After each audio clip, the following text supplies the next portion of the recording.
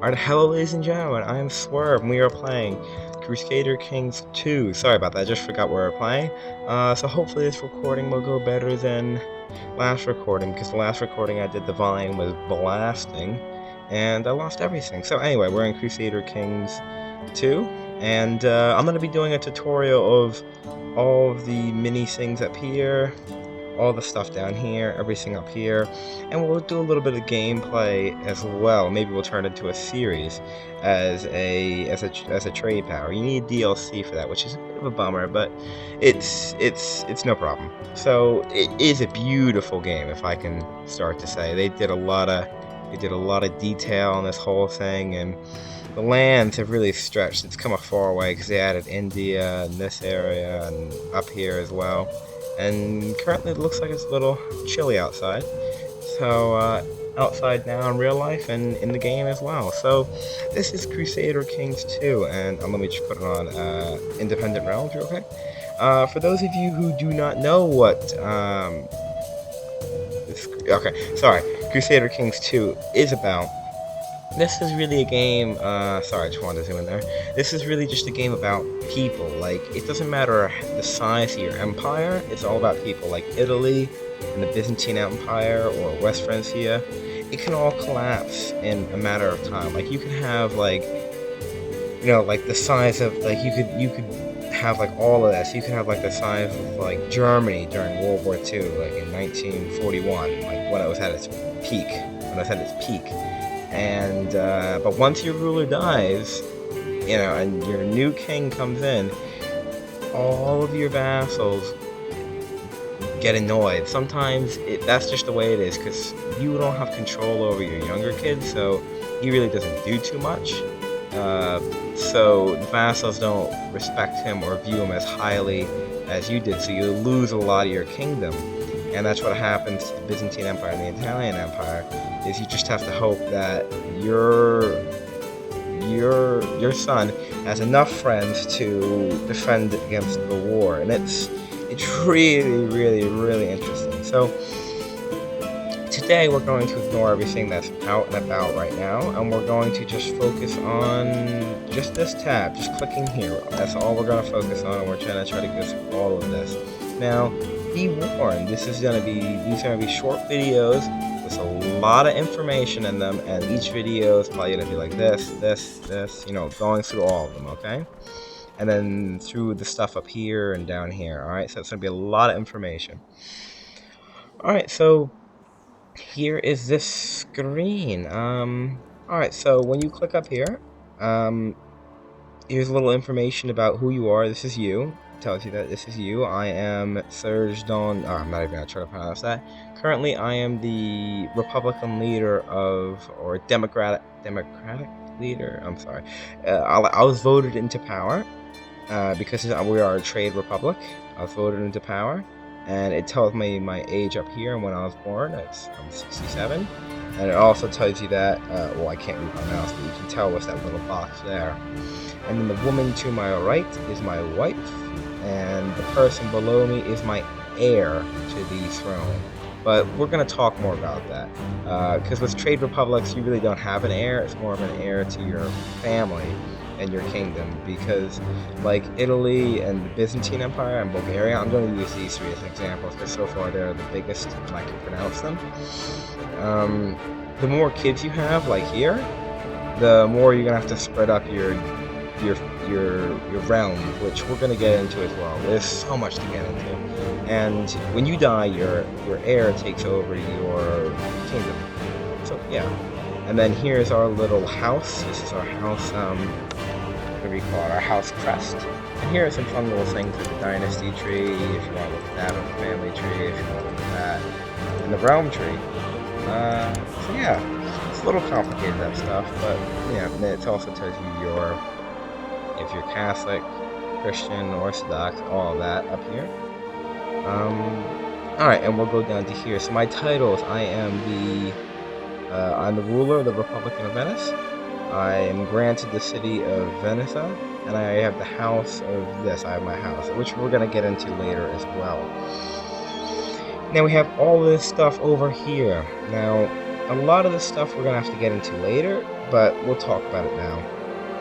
So, wow, this guy is not a very good example of what I'm doing right now. Yeah, these are usually randomly generated every time, and this was probably one of the most appalling randomly generated things I've ever seen in my life. So anyway, what diplomacy does is, oh, here it is. I didn't even know that popped up. That must be a new feature. Well, I'll read it. Okay, so it affects characters' opinion of you. And so the good thing about having a high diplomacy is people generally just like you better, and it also helps you convince people, especially if you're trying to plot to kill against someone, which we will get into in the next few parts. Marshal. This is basically if you're leading an army or like doing army related things, like mainly just leading. The higher up the skill, the better you are. So that really depends. So if the battle is like 2000 versus 2000, it's going to be really based on who has the better martial skill. So well, I guess the land as well, but it's really based on the martial. Stewardship, which I find is one of the most important things in the game. I believe so. Second would be diplomacy, but stewardship.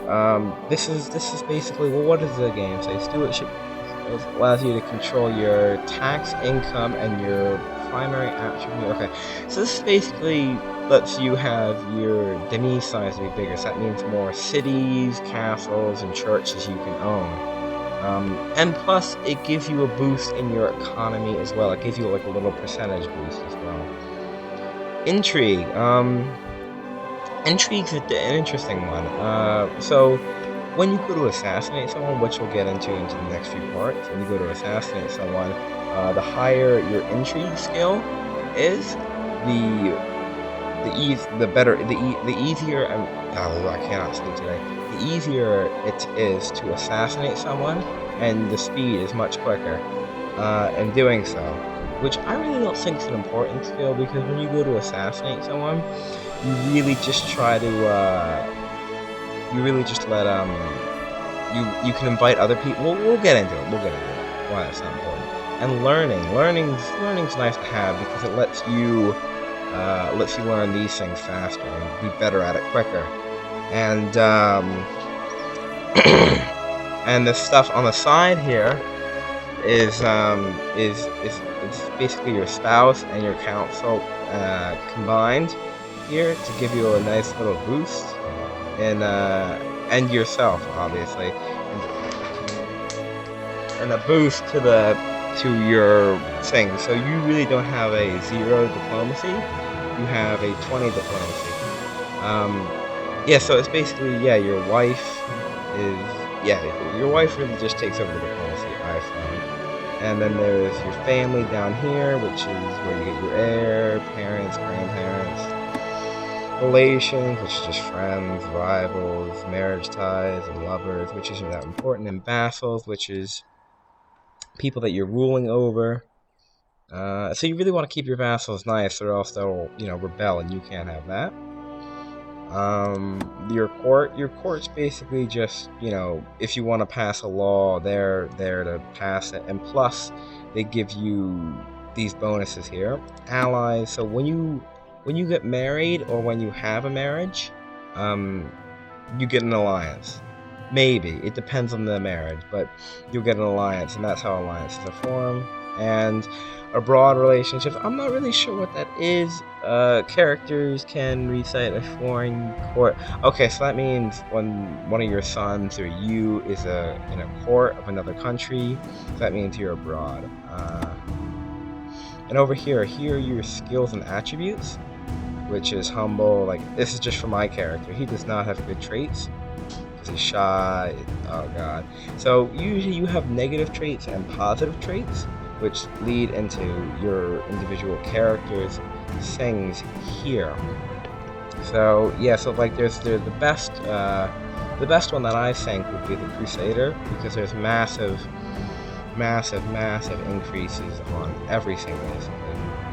And you'll as you play through, there'll be questions they'll ask you, this and that. It will ask you events that will pop up that will give you certain things of this and certain things of that. But we'll get into that as we play. We might do a little small playthrough of this. And oh, and over here, which is basically the stuff over here, is it tells you the demi-size how much you're holding, so I can hold 1 out of 3. So the stewardship bonus. So if I had a higher stewardship, I could hold more land. Yeah, this is my vassal limit. So I currently have 0 direct vassals. So I'll have to conquer someone and they'll become my vassal. I can only have 31 right now, but I can have more based on other things. Here are my army levels, so I can raise personally against with my own armies. We'll get into this as well. I can raise 954. I currently have 209 gold, and it's increasing on a monthly basis of $4.71. And some people might wonder, like, what's the point? It's like, so the point 71, that's just going to stay there. So when you get another 71, that's going to round up to another whole thing. And piety and prestige, these are two very, very, very important ones here. You really want to get a good prestige, and you really want to get good piety.